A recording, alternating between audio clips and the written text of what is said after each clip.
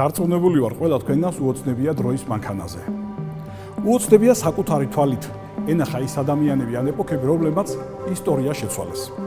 და აი წარმოიდგინეთ, რომ დროის მანქანა არსებობს.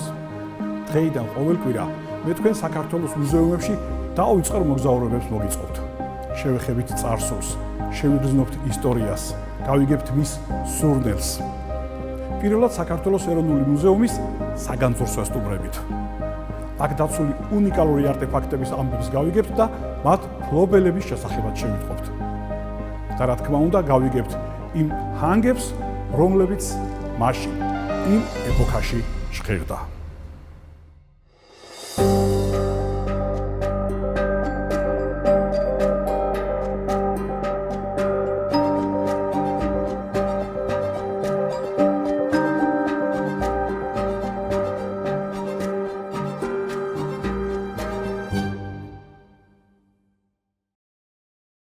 ხელოვნების მუზეუმის საგანძური. ეს არის თამარ მეფის გულსაკიდი ჯვარი. ძელი ცხოვლის ნაწილის არსებობას ამ ჯვარში ადასტურებს ექვთიმე თაყაიშვილი. ეს ხატი გატაცებულია საქართველოდან, ცხინვალის მუზეუმიდან 1991 წელს. კრისტის ექსპერტებმა ხატის საწყის ღირებულებად $2 მილიონი განსაზღვრეს. პირველი და უმთავრესი ქალი, ვის შესახებაც მინდა მოგითხროთ, არის აი ამ უნიკალური ბარძიმის შემქმნელი. ბარძიმი დამზადებულია ბაჯაღლო ოქროს ზოდისაგან და იშვიათი ჭედურობით გამოირჩევა. მიუხედავად მრავალგზის გაძარცვისა, ხახულის კარები ერთ-ერთი საუკეთესოდ შემონახული ექსპონატია.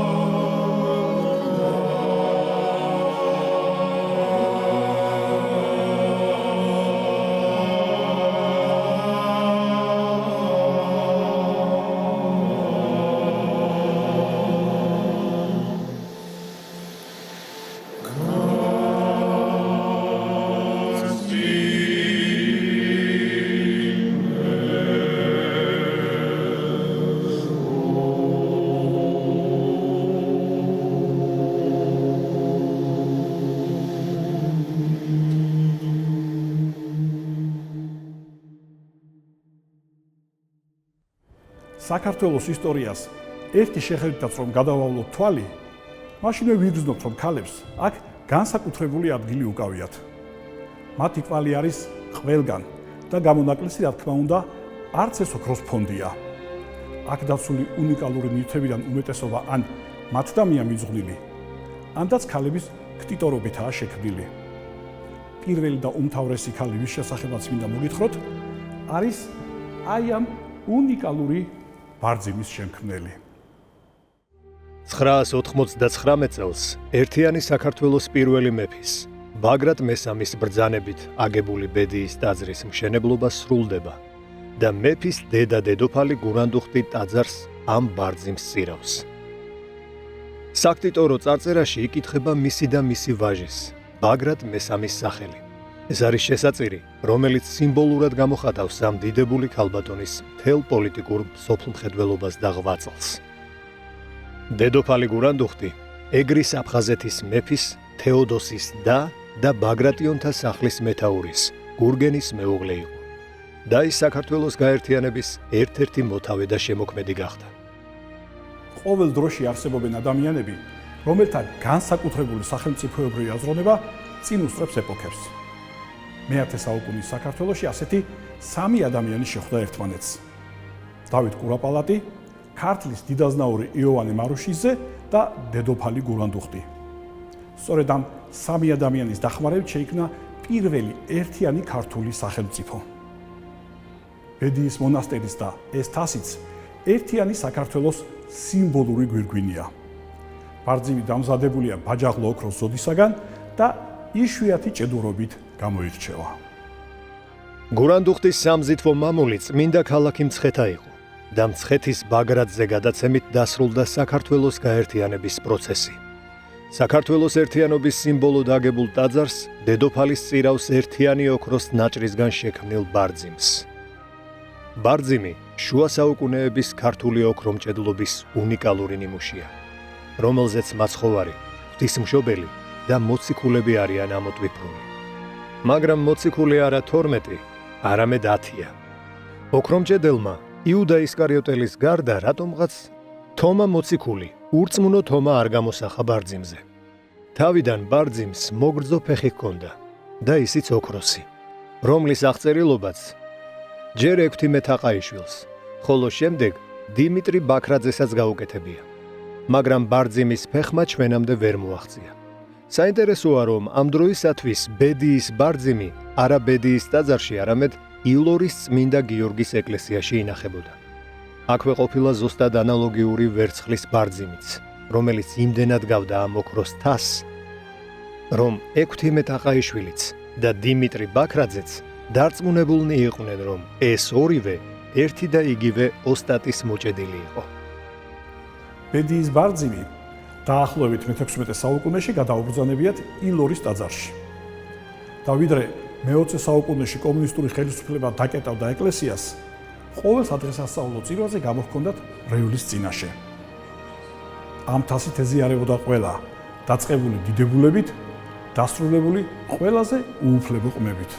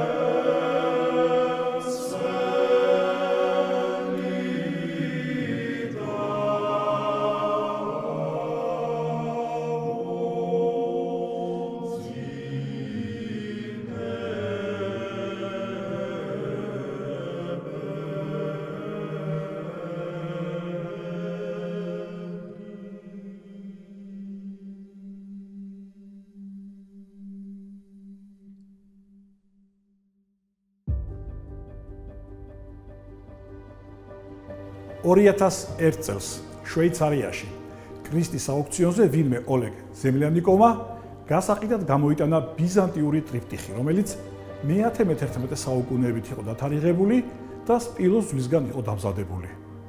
როგორც ფლობელი ამბობდა, ეს ხატი მამამისმა შეიძინა ანტიკვარიატის ბაზრობაზე $60. კრისტის ექსპერტებმა ხატის საწყის ღირებულებად $2 მილიონი განსაზღვრეს. მაგრამ სანამ ხატს აუქციონზე გაიტანენ, გაირკვა, რომ ეს ხატი გატაცებულია საქართველოდან, კერძოდ კი ცხინვალის მუზეუმიდან 1991 წელს. ზემლიანიკოვი დააპატიმრეს. შვეიცარიის ხელისუფლებამ საქართველოს შეატყობინა, რომ ხატი მის კანონიერ ფლობელს, ანუ საქართველოს უბრუნდებოდა.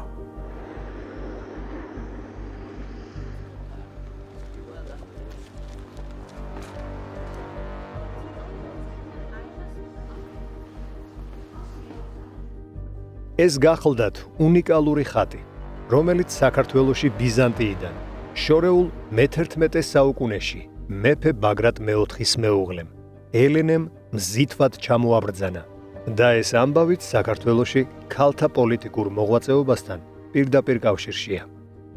თუმცა ამბის მთავარი გმირი არა ელენე, არამედ დედოფალი მარიამი, ბაგრატ მე-4-ის დედა გახლავთ, რომელიც სათავეში ჩაუდგა ბიზანტიასთან რთულ დიპლომატიურ მისიას.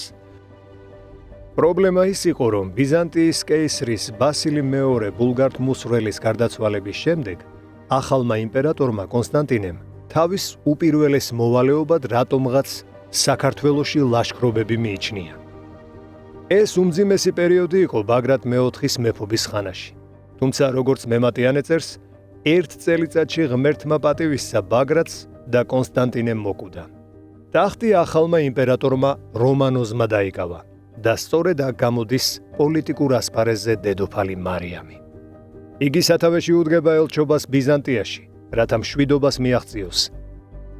მარიამმა არათუ ზავი დადო, არამედ დაუნათესავდა ბიზანტიის სამეფო კარს და ბაგრატ მე-4-ს საცოლედ წამოუყვანა იმპერატორ რომანოზის ძმისშვილი ელენე. სწორედ ელენემ ჩამოიტანა მზითვად ეს ტრიპტიქი, რომელიც თავის დროზე ძოწებით, ზურმუხტებითა და ლალებით იყო შემკული.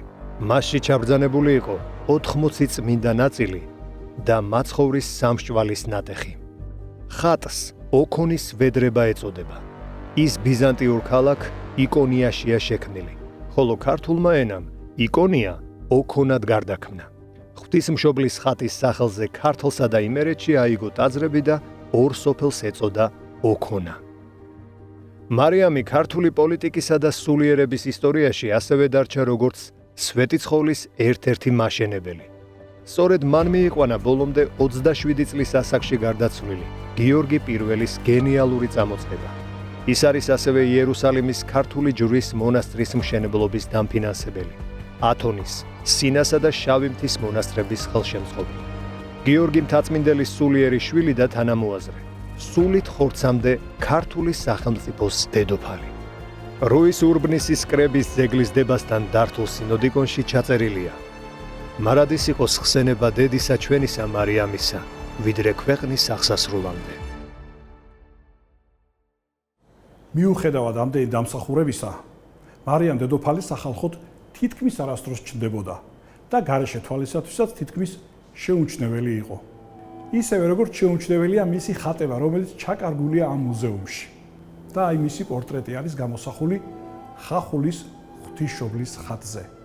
ეს მედალიონი ამ ხატს დავით აღმაშენებელმა შესწირა. მეორე მედალიონი, რომელიც დავით აღმაშენებელმა შესწირა ხატს, მოთავსებულია ხატის თავზე. მიხეილ დუკა, ბიზანტიის იმპერატორი მის მეუღლესთან ერთად, მართა მარიამ დედოფალთან. მართა მარიამ დედოფალი იყო დავით აღმაშენებლის მამიდა და ყველაზე გავლენიანი პოლიტიკოსი ქალი მთელს ბიზანტიის იმპერიაში. ხახულის ხატზე მისი მედალიონის მდებარეობა ზუსტად ასახავს დავით აღმაშენებლის დამოკიდებულებას მარიამისადმი, რომელიც ყოველთვის აქტიურად იყო ჩართული ქართულ პოლიტიკაში. არსებობს გადმოცემა, თითქოს მარიამი ესწრებოდა რუის ურბნისის საეკლესიო კრებას, რაც რასაკვირველია სიმართლეს არ შეესაბამება. შესაძლოა ის ამ პერიოდში საქართველოში იმყოფებოდა და ისევე როგორც ყველა სხვა საკითხში, ამ შემთხვევაშიც მხარს უჭერდა და ეხმარებოდა დავითს. მაგრამ ის არ ყოფილა რუის ურბნისის საეკლესიო კრების მონაწილე. ერთადერთი ქალი, ვინც საქართველოს ისტორიის მანძილზე საეკლესიო კრებას დასწრებია, თამარ მეფე გახლდათ. ისიც მხოლოდ დასაწყისს. მეფე თამარმა გახსნა კრება, სიტყვით მიმართა და დატოვა დარბაზი. ხახულის ხატზე არის რამდენიმე მედალიონი, რომელიც დედოფალ მართა მარიამის შეწირულია, მაგრამ სამწუხაროდ რომელი მათგანი ჩვენთვის უცნობია. შუა საუკუნეების ქართული ხელოვნების უბრწყინვალესი ნიმუში ხახულის ღვთისმშობელი თავიდან ხახულის ტაძარში იყო დაბრძანებული. მისი სახელწოდებაც აქედან მოდის. ცოტა მოგვიანებით დავით აღმაშენებელს ის გელათში გადმოუბრძანებია. ამ პერიოდის არის მისი უბრწყინვალესი კარები, მინანქრები თუ პანაღიები.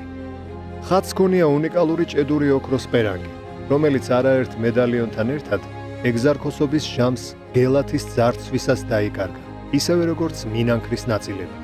ჩვენამდე მოღწეული მხოლოდ სახე და ხელებია.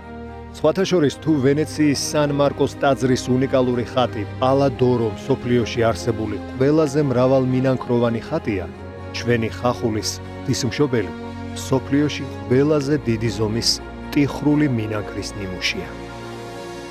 მიუხედავად მრავალგზის გაძარცვისა, ხახულის კარები ერთ-ერთი საუკეთესოდ შემონახული ექსპონატია, რომელიც მთელ მსოფლიოს აჩვენებს ქართული ხელოვნების დიდებულებას და ბრწყინვალებას.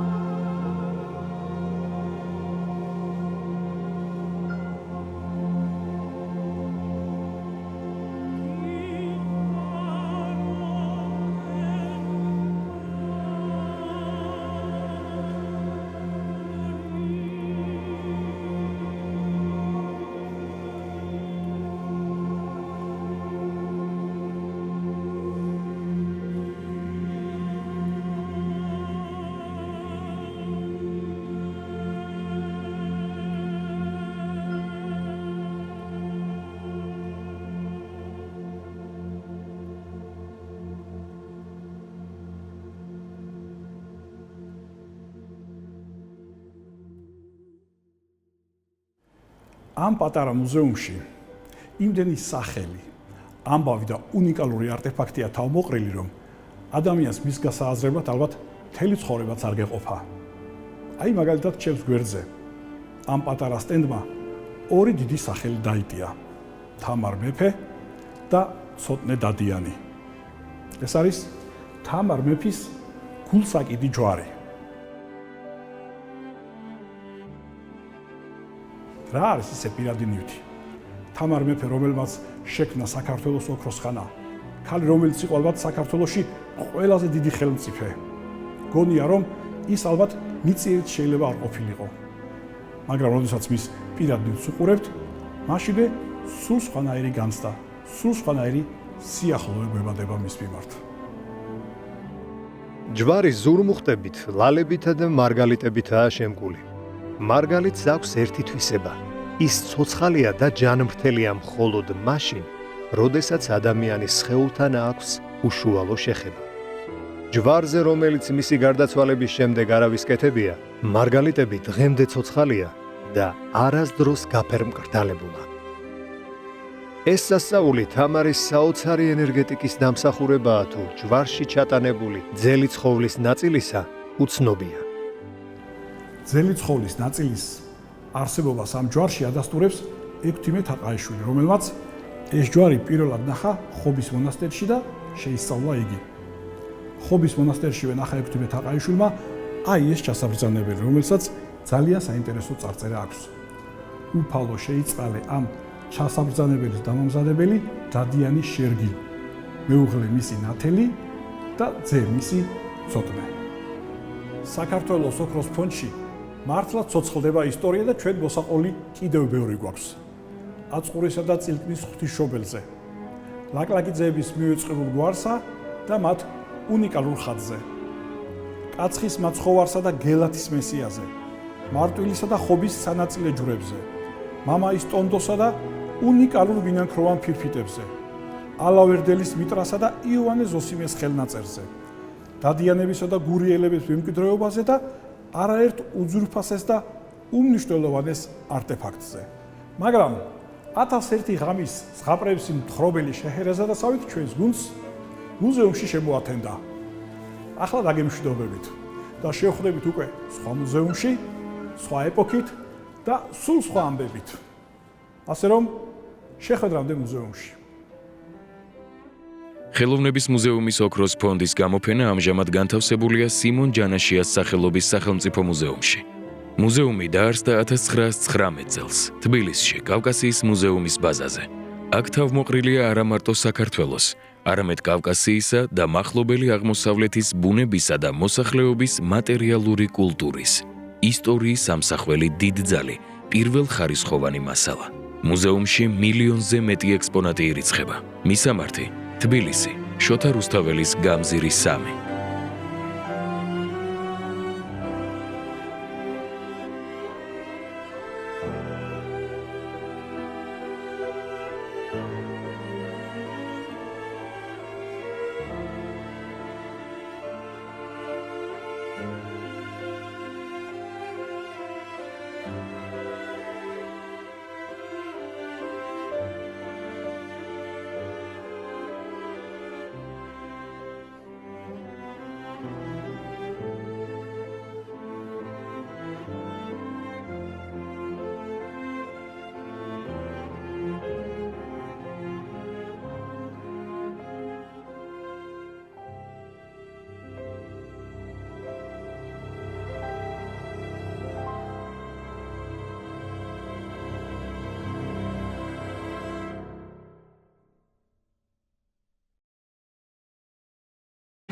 რუსთავი 2 საქართველოს კულტურის სამინისტროს მხარდაჭერით წარმოგიდგენთ. ქარვასლა ყველაზე ძველი მუზეუმია საქართველოში. თბილისის ისტორიის მუზეუმი, ქარვასლა. გამარჯობა, ჩემო თბილის ქალაქო. საოცარი ქალაქია თბილისი. იგრძალებოდა ეტლში თვრალი არღნიანი კაცების ჩასმა, ქუჩა-ქუჩა ხეტიალი და სიმღერა. კვირას საღამოს 10 საათზე. თბილისში საცხოვრებლად გადმოსული გერმანელი აფთიაქარი ალბათ ვერასოდეს წარმოიდგენდა, რომ მის მიერ მოგონილი სარეკლამო ფანდი მის სახელს უგდავს გახდიდა. ღამე მუზეუმში თომა ჩაგელიშვილთან ერთად.